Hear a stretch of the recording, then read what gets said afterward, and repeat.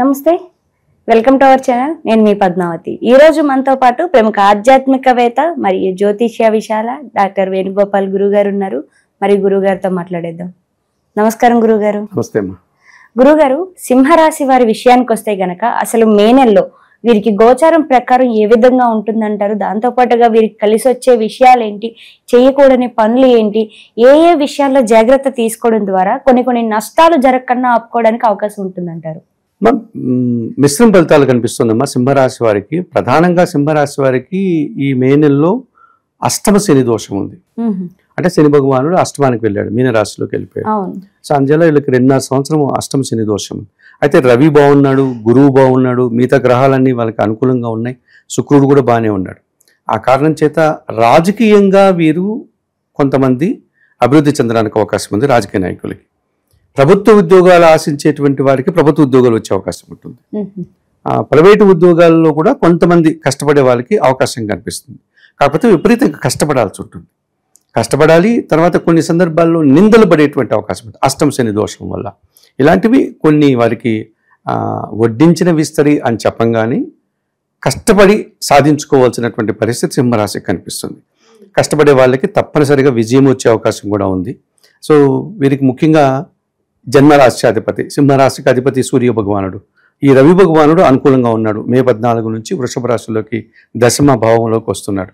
అందువల్ల అధికారుల నుంచి సహకారం ఉంటుంది, తండ్రి సహకారం బాగా ఉంటుంది, ప్రభుత్వ సహకారం బాగా ఉంటుంది, రాజకీయ నాయకులకు బాగుంటుంది, ఉద్యోగులకి అధికారుల యొక్క సహకారంతో అభివృద్ధిని సాధిస్తారు, ప్రభుత్వం నుంచి రావాల్సిన ఆదాయం సంపాదించుకుంటారు, ప్రభుత్వ ఉద్యోగాలు కావాలనుకునే వారికి అనుకూల వాతావరణం కనిపిస్తుంది. వీరికి బుధుడు ఈ సంవత్సరం అంతా కూడా దశమ భావంలో సంచరిస్తున్నాడు.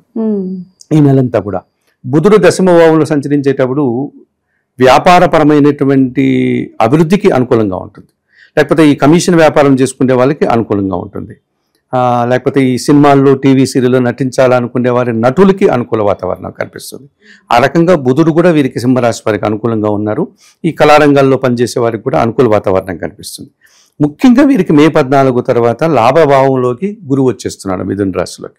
మిథున రాశిలో గురువు వచ్చినప్పటి నుంచి సమాజంలో గుర్తింపు వచ్చేస్తుంది. ఇదివరకు నిందలు పడినటువంటి వారంతా కూడా ఆ నిందలు వాటిని వారు నిరూపించుకోవచ్చు, మేము తప్పు చేయలేదు అని. నింద అంటేనే తప్పు చేయకుండా వచ్చేటువంటి అపవాదు కదా, దాని నుంచి బయటపడేటువంటి అవకాశం ఉంటుంది. సో వీరు మంచితనం బయటకు వస్తుంది, వీరు చేసిన మంచి కార్యక్రమాలంతా కూడా బయటకు కనిపిస్తాయి. ఆ రకంగా సమాజంలో వీరు నీతిగా నిజాయితీగా ఇదివరకు కష్టపడినటువంటి పని నిరూపించుకోవచ్చు, మంచి పేరు తెచ్చుకోవచ్చు, గౌరవ మర్యాదలతో బతకడానికి అవకాశం ఉంటుంది.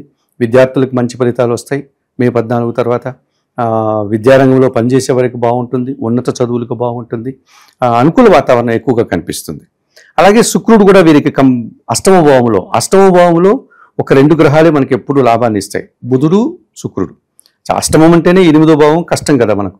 అటువంటిది ఈ శుక్రుడు 8వ ఇంట్లో ఉంటే ఆకస్మికంగా ఆత్మీయుల నుంచి వీరికి మంచి శుభవార్తలు వింటారు.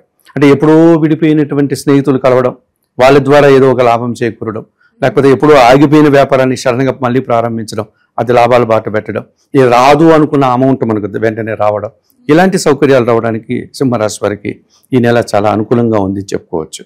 ఈ రకంగా సింహరాశి వారికి 50 నుంచి 60% శుభఫలితాలు ఎక్కువగా ఉన్నాయి. ఫస్ట్ అష్టమ శని దోషం మాత్రం బాగా ఉంది. అట్లాగే కుజుడు కూడా వీరికి 12వ ఇంట్లో ఉన్నాడు. విపరీతమైన ఖర్చులు ఉంటుంది ఈ సంవత్సరం. అలాగే వీరికి వీరి రాశిలో కేతు ఉన్నాడు. సప్తమ భావంలో కుంభరాశిలోకి మే 18 తర్వాత రాహు వస్తున్నాడు. సో ఈ కాలసర్పదోషం ఒకటి, అష్టమ శని దోషం ఒకటి, కుజుడు వ్యయంలో ఉండడం, ఈ 3 గ్రహాలు తప్పితే మిగతా అన్ని అనుకూలంగా ఉన్నాయి. వారు మంచి అభివృద్ధి పథంలో ముందుకు వెళ్ళడానికి అనుకూల వాతావరణం కనిపిస్తుంది. గురుగారు, మరి సింహరాశి వారి విషయానికి వస్తే ఇప్పటి వరకు మనం చూసుకున్నదంతా బాగానే ఉంది. మరి ఆరోగ్యపరంగా చూసుకుంటే వీరికి ఏ విధంగా ఉంటుందంటారు?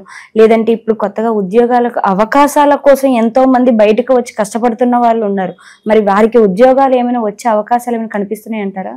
సింహరాశి వారికి ఉద్యోగాలు వస్తాయి, నూతన ఉద్యోగాలు వస్తాయి. ఉన్న ఉద్యోగంలో ఇంకా వేరే కొత్త ఉద్యోగం, ఎంతకంటే మంచి ఉద్యోగం కావచ్చు, లేదా ఉన్న ఉద్యోగంలోనే అక్కడే వారు అభివృద్ధి చెందడానికి పదోన్నతులు, అంటే ఇంకా మరింత పెద్ద ఉద్యోగానికి వారు వెళ్ళడానికి అవకాశం ఉంటుంది.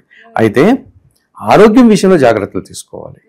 అష్టమ భావంలో శని సంచరిస్తున్నాడు కదా, కాబట్టి డైజెషన్ సిస్టమ్ మీద, జీర్ణ సంబంధమైన వాటి మీద కాస్త ప్రభావం చూపుతుంది శని ప్రభావం. అనగా గ్యాస్ట్రిక్ ప్రాబ్లం, ఎసిడిటీ ఫామ్ కావడం, టయానికి తినకపోవడం, దానివల్ల యూరినల్ ఇన్ఫెక్షన్ కావచ్చు, మోషన్ ఇన్ఫెక్షన్ కావచ్చు. అది సక్రంగా లేకపోవడం వల్ల ఏమవుతుంది, బాడీ పెయిన్ స్టార్ట్ అవుతుంది.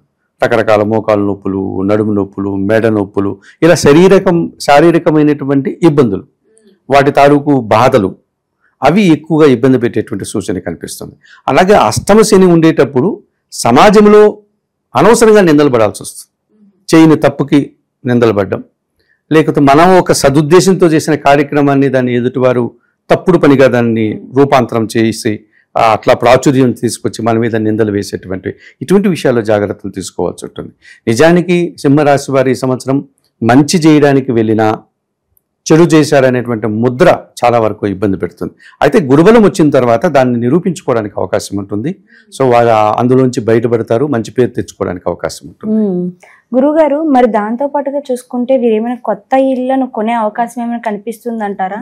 ఈ సంవత్సరం కష్టమమ్మా, అష్టమ శని దోషం ఉంది కాబట్టి ఎంత గురుబలం ఉన్నా ఏ పని మంచి పని చేయాలనుకున్నా ఆటంకాలు వచ్చేటువంటి ప్రమాదం ఉంటుంది.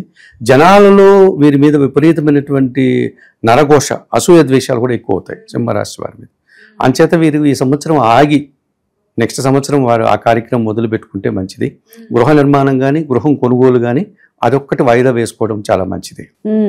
గురువుగారు, ఒకవేళ వీరు పెట్టుబడులు పెట్టాలి అనుకుంటే, వీరి దగ్గర ఆదాయం ఉండి దాన్ని పెట్టుబడుల రూపంలో పెట్టుకోవాలి అనుకుంటే గనక దేని మీద ఇన్వెస్ట్ చేయడం ద్వారా వీరికి ఇప్పటి కాకపోయినా ఇన్ కేస్ ఫ్యూచర్ లో కూడా అది కలిసి వచ్చేదిగా కనిపిస్తుంది అంటారు? ఈ ఒక సంవత్సర కాలంలో వీరు కొత్తగా పెట్టుబడులుగా పెడితే నష్టపోయే ప్రమాదం ఉంది. ఓకే, ఎందుకంటే రాహుకేతు దోషం, సింహరాశిలో కేతు ఉన్నాడు కదా. వీరు ఎదుటివారి మాటలు నమ్మి ఆశతో గన ఏదైనా ఇన్వెస్ట్ చేస్తే మోసపోయేటువంటి ప్రమాదం ఉంది. ఆ డబ్బు తిరిగి రాదు, అది నిరాశని కలిగిస్తుంది. కాబట్టి ఈ కాలసర్ప దోషం ఉన్నంత కాలము నూతన పెట్టుబడులు, నూతన వ్యాపారాలు చేయకపోవడం మంచిది. అయితే కేవలం శారీరకమైనటువంటి తమ తెలివితేటలు, తమ కష్టముతో ఏదైనా ప్రారంభించుకుంటే ధనం పెట్టుబడి పెట్టకుండా అటువంటి వ్యాపారాలు రాణించడానికి అవకాశం ఉంటుంది. ఎందుకు, వీరి తెలివితేటలను మాత్రమే అందులో పెట్టుబడిగా పెడుతున్నారు, వీరు చేసే పనులు మాత్రమే పెడుతున్నారు కాబట్టి వాటిలో నష్టపోవడానికి అవకాశం ఉంటుంది. ఆ కార్యక్రమాలు కొంతవరకు ముందుకు వెళ్తాయి, అక్కడ వీరి శ్రమే కదా మిగులుతుంది. ఈ కాలసర్పదోషం పోయిన వెంటనే అది ధన రూపంలో మారుతుంది. ధనాన్ని పెడితే నష్టపోతారు. ధనం లేనటువంటి వ్యాపారాలు ఏదైనా స్వయం కృషితో శారీరకంగా వీరి తెలివితేటలతో చేసుకునే వ్యాపారాలు కన్నా సింపుల్గా ప్రారంభిస్తే అవి సుఫలితాలు రావడానికి అవకాశం ఉంది. గురుగారు, అయితే వీరికి కాలసర్ప దోషం అయితే ఉంది అని చెప్తున్నారు, మరి అన్నిటిలోనూ వీరికి అడ్డంకులే కనిపిస్తున్నాయి కాబట్టి వీరు ఎటువంటి పరిహారాలు చేసుకోవాలంటారు? అసలు తప్పనిసరిగా వీరు ఒక పెద్ద శనీశ్వర ఆలయానికి వెళ్ళి స్వామివారిని దర్శించుకోవడం అమ్మ. మనకు చాలా ఉన్నాయి ఆలయాలు, తమిళనాడులో తిరునల్లారు, అలాగే మహారాష్ట్రలో శనిసింగనాపురము, మన ఆంధ్రాలో మందవల్లి, ఇవి కొంచెం ప్రముఖంగా చెప్పుకునే శనీశ్వర ఆలయాలు. అక్కడికి వెళ్ళి అక్కడ అందుబాటులో స్వామి ఆ శనీశ్వర స్వామికి ఉంటే పూజలు నిర్వర్తించుకోవచ్చు. అంత దూరం వెళ్ళలేని స్వామి అనేటువంటి వారు శనివారం రోజు ఈశ్వరునికి పాలాభిషేకం నిర్వర్తించడం, లేకపోతే శనివారం రోజు ఆంజనేయ స్వామికి తమలపాకుల పూజ నిర్వర్తించడం, సుందరకాండ పారాయణం చేయడం, లేకపోతే మనం గోవులకు ఏదైనా ఆహార పానీయాలు అందించడం, ఇవి గన చేసుకోగలిగితే కొంతవరకు శనిదోషం నుంచే, అష్టమ శనిదోషం నుంచి బయటపడతారు. ఇంకా రాహుకేతు దోషం వీరికి జన్మరాశిలో కేతు ఉన్నాడు, సప్తమంలో కుంభరాశిలో రాహు ఉన్నాడు కనుక శ్రీకాళహస్తీశ్వర ఆలయానికి వెళ్ళి రాహుకేతు పూజలు నిర్వర్తించుకోవడం వల్ల ఆ రాహుకేతు దోషం నుంచి కొంతవరకు వీరు ఉపశమనం పొందడానికి అవకాశం ఉంటుంది. అలాగే వ్యయంలో కుజుడు ఉన్నాడు కాబట్టి సుబ్రహ్మణ్య స్వామి ఆరాధన, మనకు చాలా పెద్ద ప్రముఖమైనటువంటి సుబ్రహ్మణ్య స్వామి ఆలయాలు ఉన్నాయి. తిరుపతి క్షేత్రానికి సమీపంలో తమిళనాడు బార్డర్లో తిరుత్తని అనేది ఒకటి ఉంది, పళని ఉంది, స్వామిమలై ఉంది, తిరుచెందూరు ఉంది, అలాగే మనకు మదురైలో 2 క్షేత్రాలు ఉన్నాయి, బెంగళూరు సమీపంలో ఘాటి ఉంది, కొక్కే ఉంది. ఇలాంటి ఏదో ఒక సుబ్రహ్మణ్య స్వామి ఆలయానికి అందుబాటులో ఉండే స్వామివారిని దర్శించుకోవడం, ఆయన పూజాది కార్యక్రమాలు నిర్వహిస్తుంటే కుజదోషం నుంచి బయటపడతారు. ఈ 3 పరిహారాలు చేసుకుంటూ కాస్త జాగ్రత్తగా వీరు ఇన్వెస్ట్మెంట్లు చేయకుండా ధన రూపంలో కన్నా ముందుకు వెళితే మిగతా అన్ని రకాలుగాను వారు ఆరోగ్యంగా ఉండడానికి, అభివృద్ధి పథంలో ముందుకు వెళ్ళడానికి అనుకూలంగా ఉంటుంది. చాలా చక్కగా వివరించారు గురుగారు. అయితే సింహరాశి వారికి ఏ విధంగా ఉంటుందో పాటుగా పరిహారాలు కూడా చాలా చక్కగా వివరించారు. ధన్యవాదాలు.